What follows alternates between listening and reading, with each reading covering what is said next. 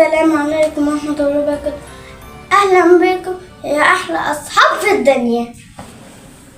قبل ما نبدأ ما تنسوش تعملوا لايك واشتراك في القناة عشان قناتنا بتكبر بيكم وتوصل لكل الدنيا.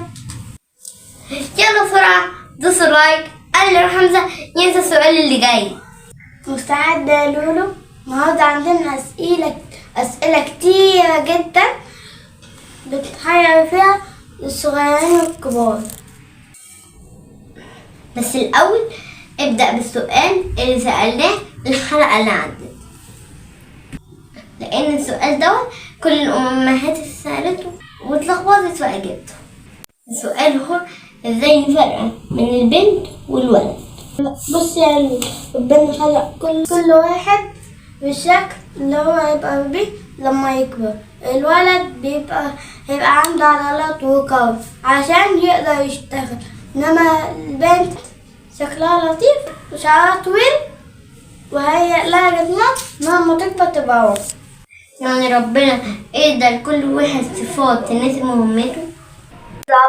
ربنا خلق كل واحد مهم بطريقته، وربنا بيحبنا كلنا. كده كنا عرفنا الفرق بين الولد والبنت. انت كده بقى يا لولو الفرق؟ ايوه فهمت يا حمزة، بس انتوا استنوا، احنا لسه مخلصناش. انتوا رايحين فين؟ اسئلتنا لسه مخلصناش. دي كانت اجابة سؤال الحلقة اللي فاتت. ايه؟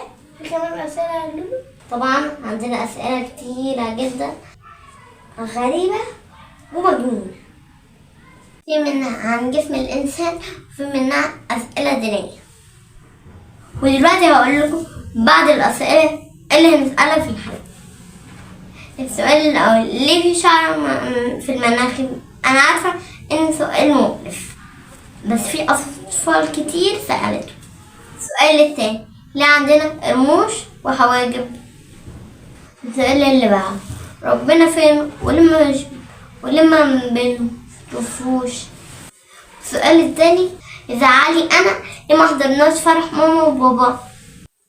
وأسئلة تانية كتيرة هتعرفوها لما تكملوا معانا الحلقة للآخر. تحب نبدأ بقى ايه سؤال يا لولو؟ هو أنا كنت فين قبل ما اتولدت؟ كنت في المول بتشتري ألعاب. أنا أصلا بتكلم بجد مش بهزر. طبعا كنت في بطن ماما لحد وربنا كان بيكبرك شوية بشوية لحد ما بقيتي تبقى أمراض. طب ليه ما حضرتش فرح ماما وبابا؟ عشان أنا زعلانة منهم. كنت عايزة ألبس فستان فرح وأرقص مع ماما. ما كنتش لسه اتولدتي وربنا ما كانش لسه بعد في الدنيا. وربنا فين بقى؟ ربنا موجود في السماء. طب ربنا حجمه قد ايه؟ ربنا كبير جدا، أكبر من السماء والأرض والبحار. طب ليه مش بنشوف ربنا وهو عملاق كده؟ عشان ربنا مش بني آدم زينا وهو بيسمعنا ويشوفنا، بس احنا مش بنشوفه ولا نسمعه. ربنا زي الهوا كده ما بنشوفوش بس بنحس لما بنعمل كده. اوه يا حمزة، لما الهوا بيجي على وشنا نحس بيه فعلا. كده بالظبط. وليه ربنا خلق واحد عنده ايدين ورجلين وواحد مش عنده ايدين ورجلين؟ ربنا عمل كده عشان نساعد بعض ونشكر ربنا على النعمة اللي هو اداها. فعلا الحمد لله على نعمة ربنا اللي اداها. السؤال اللي بعده مقرف شوية بس مفيش طفل ما سألوش. ليه ربنا خلق لنا هير جوه النوز؟ هو سؤال مقرف صح يا لولو، بس هجاوبك عليه. بس ربنا خلقنا شعر في النوز عشان بينضف الهواء من التراب والغبار قبل ما يدخل على الرئتين، فبيعمل زي فلتر خارجي للهواء. ليه عندنا بقى رموش وحواجب؟ بس يبقى شكلنا حلو يعني؟ غلط يا لولو، الرموش بتحمي العين من التراب اللي ندخل جواه، والحواجب بتحمي العين من العقل إن هو يدخل جواها. واو، انا كنت هقول كده فعلا بس خفت تضحك عليا.